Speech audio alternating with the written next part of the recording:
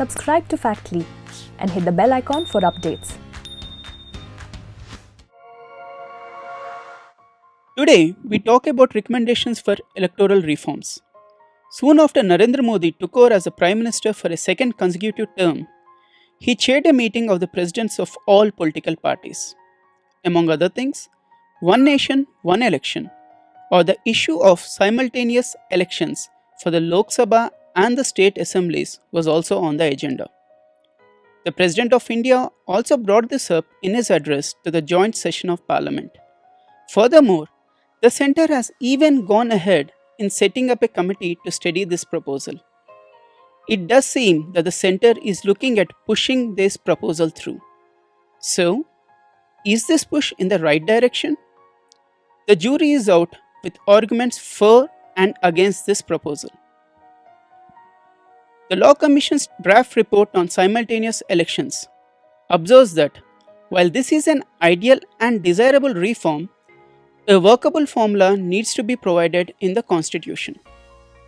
While the centre positions this as a necessary electoral reform, there are other reforms which have taken a backseat.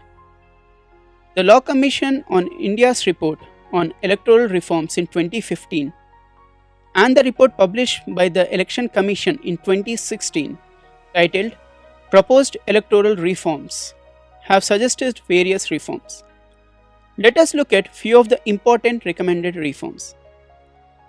The first recommendation that we look into today is in regards to the start date from which the ceiling on election expenditure comes into effect.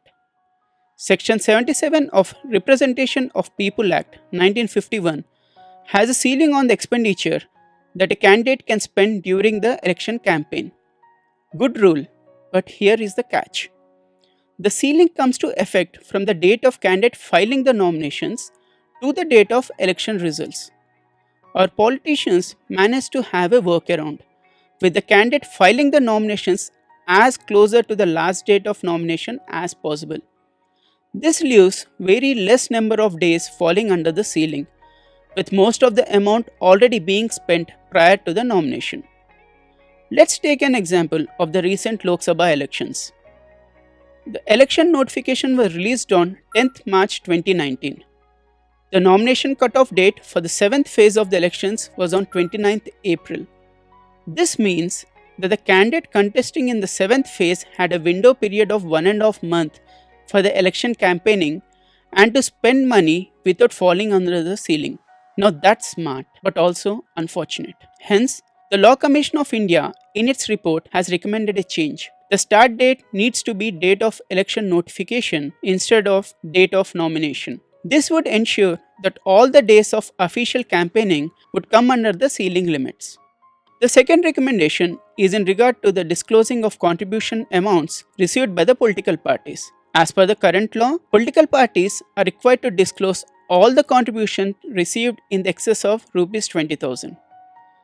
The analysis of Association for Democratic Reform says only 43% of the contribution received by political parties are from disclosed sources, they ideally being contributions of above 20,000 rupees. The survey further states that nearly 53% of the funding sources remain undisclosed in the year 2017 and 18.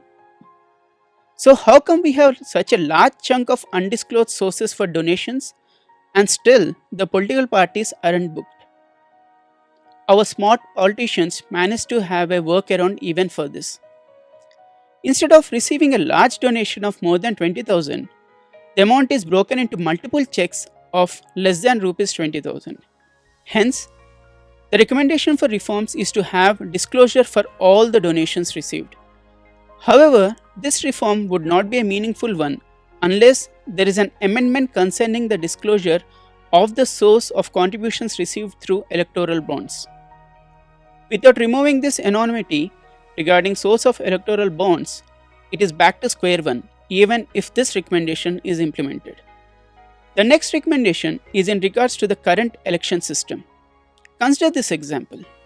In 1996 general elections, Indian National Congress got 28.8% of the vote share and won 140 Lok Sabha seats, while the Bharatiya Janata Party managed to win more seats, that is 161 seats, with only 20.23% of the vote share.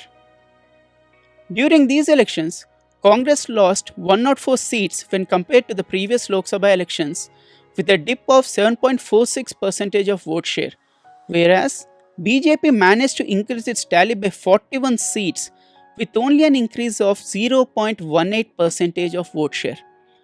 Now let that sink in. This is just one case out of the many that our elections managed to throw up time and again. Many political experts are of the opinion that these anomalies are a result of the first past the post system followed in India. As per this system, the candidate who wins the highest number of votes is declared the winner for the constituency seat. So even if the candidate wins by one vote, the seat belongs to the candidate.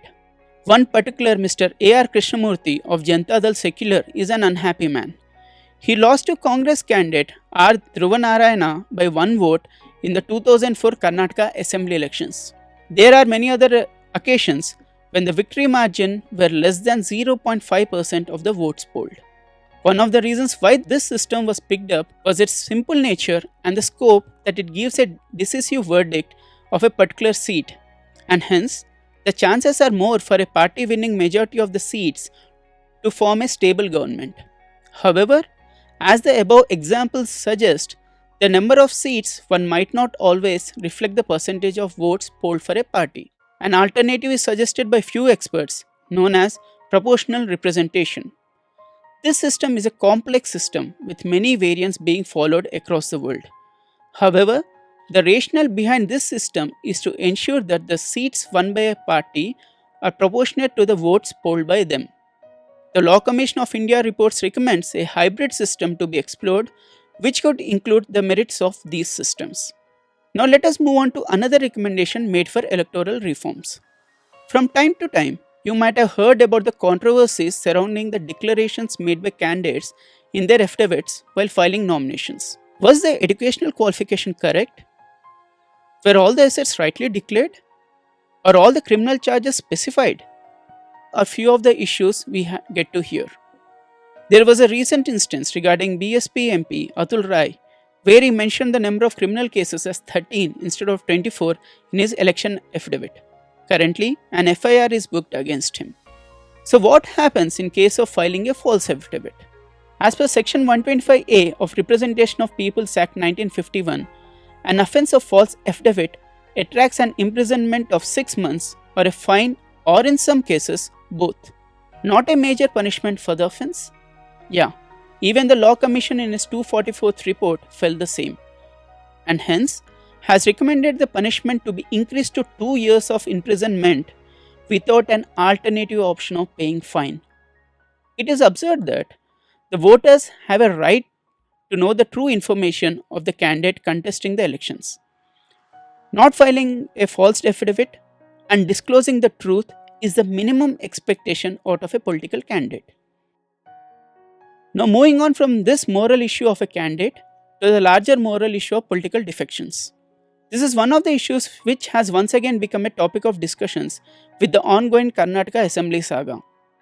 Goa also seems to be going in that direction. Over the last couple of years, we have seen the cases of election defections in different states like Telangana, Andhra Pradesh, Uttarakhand, to name a few. As per the 10th schedule of Constitution, which came into effect after 52nd Amendment Act, the Speaker of the House has the power to decide upon the disqualification of defected members. However, there are multiple cases, few of them noticed over the past 3-4 years, where the Speaker did not act impartially and favoured a particular party. This brings to question the non-partisanship of the Speaker.